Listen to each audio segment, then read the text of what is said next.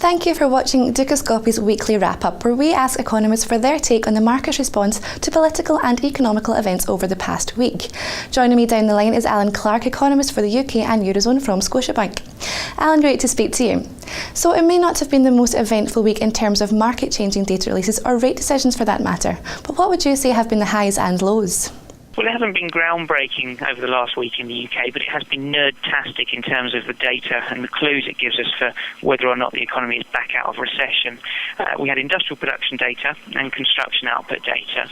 Now, these mechanically feed into the GDP numbers, and what they told us is that we're probably still on track to be out of recession. The only question is how vigorously we've bounced back. Industrial production was down a bit, not a mega amount, and the same was true of construction, so it could have been a lot worse. The real game changer is the services sector, because that accounts for 3/4 of the overall economy, and we don't get that, unfortunately, until the GDP data are released. So at the moment, my forecast is that we expand by about 0.7% quarter over quarter, and I would imagine most other forecasters are not a million miles away from that. Had we not had the sort of slight disappointments in industrial production and construction, you might have started to aim a little bit high, maybe as close to 1% quarter on quarter, but it should be a good number. IMF Managing Director Christine Lagarde proposed allowing countries such as Greece and Spain more time to reduce their budget deficits, as huge cuts are hurting economies even more than expected. These proposals were, however, pushed back by German Finance Minister, but what are your thoughts? Well, the business model in the Eurozone has been austerity, which has tended to hurt economic growth, led to rising unemployment and even worse public finances, which has provoked even more austerity, and this sort of vicious cycle goes on and on and on, and the weak countries, Greece, Spain, and maybe even Italy, get driven further and further into recession, worse and worse public finances, into the abyss. So I think it's right to start to think outside the box and think, well, maybe we should soften up these conditions a bit. The danger there is that investors take all their money out of investing in the likes of Spain or other troublesome economies, government bonds, and put it into safe havens.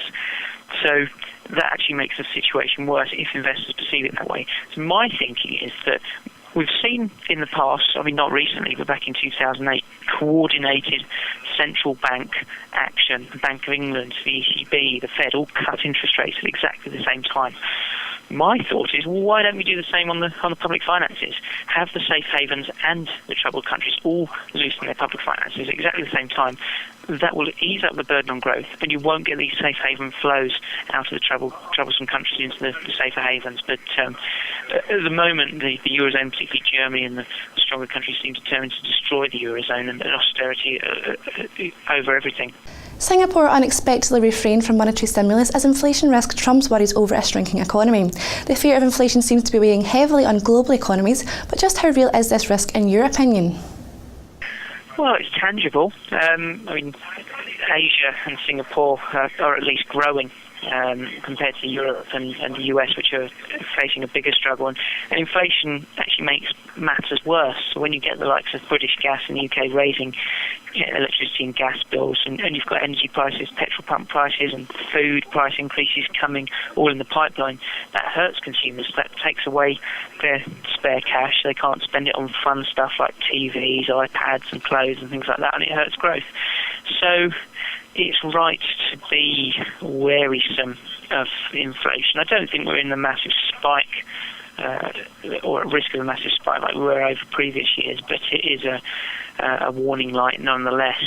But what are central banks going to do about it? Are they going to hike interest rates? Absolutely not. The last thing any economy certainly near Europe needs is higher interest rates to put the brakes on growth. It may be an issue further afield, but certainly not in Europe. Looking ahead to next week, there are some releases including data from the UK and the ZEW survey from Germany. But what should our viewers keep an eye out for in particular? Well, we've got the jobs data in the UK and inflation. For me, I think those will be the two highlights. Employment has just been on fire in the UK. It's been doing spectacularly well, surprisingly well, really, too well. we've gained something of the order of 236,000 jobs in the last 3 months, and it's not just a flash in the pan that's been going on all year. That's too good to be true. That doesn't happen when an economy is in recession. I don't think the economy is deep in recession. I don't think it's as bad as the economic data suggests, but still, I don't think that pace of hiring can continue. So I think we'll start to see the first signs of some cooling off, but still see the overall job number going up, but just more slowly. In terms of inflation, this month's quite important in the UK because 1 year ago, utility bill increases were of the order of 15 to 20%. That wasn't repeated. I know it's coming in October and November, but it wasn't repeated this September, so that will mechanically drop out of the year-over-year comparison. So that'll be the main influence this month, and we'll see the headline rate of inflation tip down, albeit briefly, because 1 month ahead, we're going to have the utility bill hikes from one company, university tuition fee increases of something like 100 to 200%. And at some point, we'll start to feel the effects of the drought in the US pushing up food price inflation. So this is probably as low as we're going to go on the inflation number.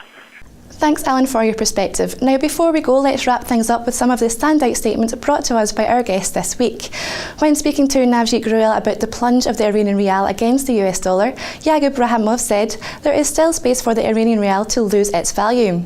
Melinda Burgess, FX strategist from RBS, spoke to Rowena Harris-Doughty on the Eurosec going forward. She said, "I think there's scope here for Riksbank to keep cutting rates before year's end. We're looking for another 50 basis points in cuts before year end, and this should weigh on the SEK as rate spreads move further against the currency."